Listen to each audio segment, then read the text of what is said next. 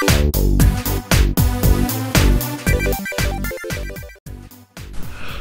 guys, and welcome to a new exclusive show exclusively for Vaygah.com. I am your humble host, DKS3A, and this is a little show I like to call R&R. What is R&R, you may ask? Well, I sit behind a camera like I am doing right now, and I rant about things that piss me off, strike a nerve, make me mad, doesn't sit quite right with me, and I just sit there talking. And then at the end of the show, I provide a question for y'all, a couple questions, like a top 5, whatever like that, so y'all can get involved. And then the next week, I reveal the results, talk about those a little bit to get into my next rant. So anyway, today's first show is going to be on overhyped video games. Games that people put on such a high pedestal that they think it's the greatest game of all time, that after you play the game with such high expectations, you can't help but feeling a little disappointed in the game. And I know with some of these games, a couple of the games I'm going to mention, I'm probably going to strike a nerve, probably piss people off, probably have hate mail, death threats thrown at me. But you know what? This is my damn show. I talk what I want. I speak the truth. Y'all just going to have to deal with it. And I'm here for entertainment. So anyway, overhyped video games, games that like people bring up on such a high pedestal. A couple of games that I've played over the years, and believe me, I've played games all my life. So, but a good example of that would be Final Fantasy VII. Now I can hear the fanboys already throwing their donuts and popcorn and soft drinks and stuff across the room, screaming in a fit of rage. But hear me out.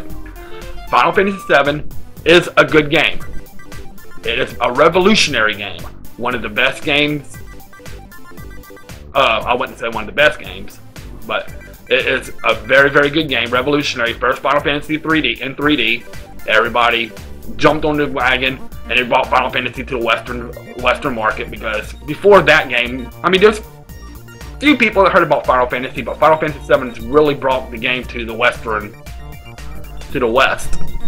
all that kind of stuff. But I keep hearing Final Fantasy VII is the greatest game ever. You should play Final Fantasy VII. I should play Final Fantasy VII. So finally, a couple years after the game came out, I played Final Fantasy VII. That I think it was a good game, yes. That I think it was a revolutionary game, yes. That I think it was the greatest game of all time. No, I did not. And here is the reasons why. I came in with such a high expectation. Everybody talked about this great, great game. And when I actually played it, it left me with a little bit of an empty feeling. And it's not even the main character, Cloud, Tifa, Barrett, and all of them. It's not even their fucking faults. Whose fault is it? Sephiroth. Sephiroth is a horrible, horrible villain. He is.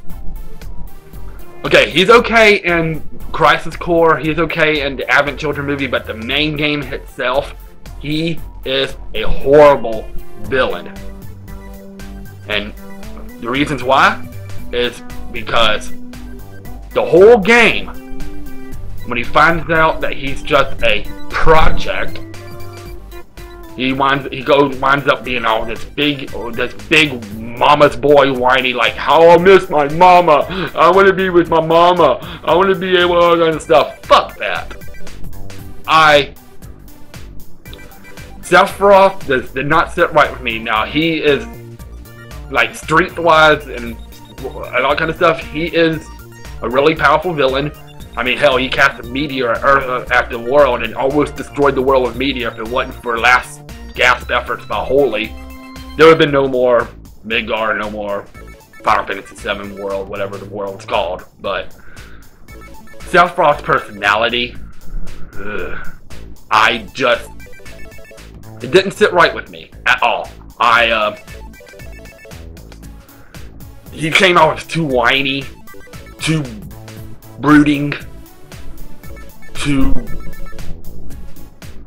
there was just something that didn't sit right with me. And I was always because he was looking for Genova and finding the Promised Land. and stuff, and all kind of stuff. And if he couldn't find it, then nobody could find it, and he wanted to destroy the world with meteor.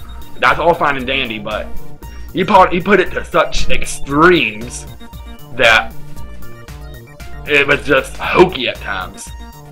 I don't know, it just didn't sit right with me. And I came out with that game looking a little empty feeling in my mind, and there, and it's just because of Sephiroth. And that was it. There was nobody else but Sephiroth. They could have just made him a little bit more badass, like they did in Crisis Core. Everything would have been fine. I would have had no complaints with the game. I probably would have put it a little bit higher on my list. But I can't even put Final Fantasy VII in my top 5 favorite Final Fantasies just because of fucking Sephiroth. And another game is Ocarina of Time. I can hear some more of the fanboys, but hear me out. Again, great game, revolutionary, but the story just seemed a little too thinned out to me. I mean, was it good? Yeah, it was a good story, but it just, I don't know, it just seemed a little watered down.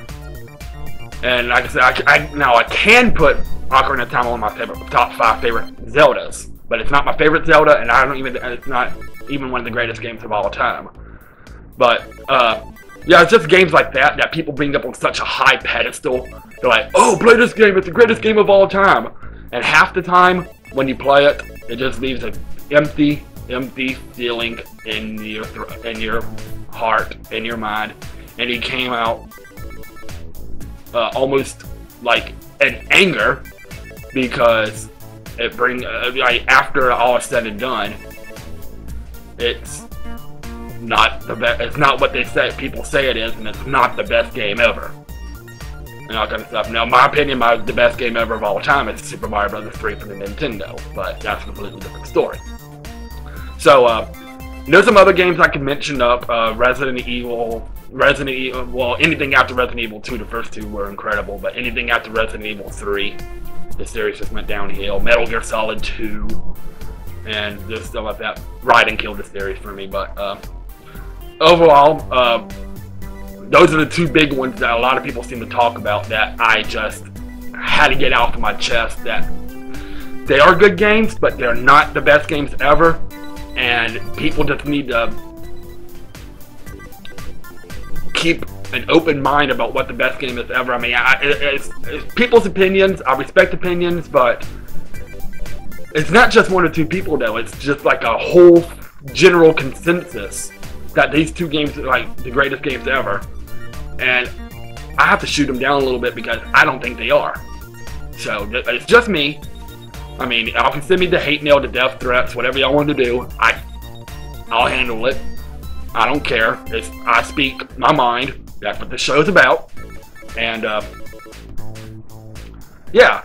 So I just had to get that off of my chest, and will end my rant for today. All right. So now the question part of the show.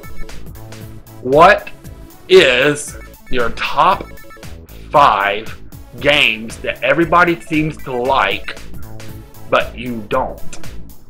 Like this and all kind of stuff. Or the games that everybody says, oh, it's the greatest game ever, and you don't think it's the greatest game ever. Top 5 games, or games that you have played that have disappointed you after playing the game. Kind of like my example, Final Fantasy VII, Ocarina of Time, all kind of stuff. And games that you just wasn't as good as what people made it out to be. And finally, I have one more thing for y'all to do, and I'm going to do this every week too. I'm going to put 2 LPers and 2 things side by side, and y'all vote on which one y'all like better. For example, this week, who do you like better? Pewdiepie or Tobuscus?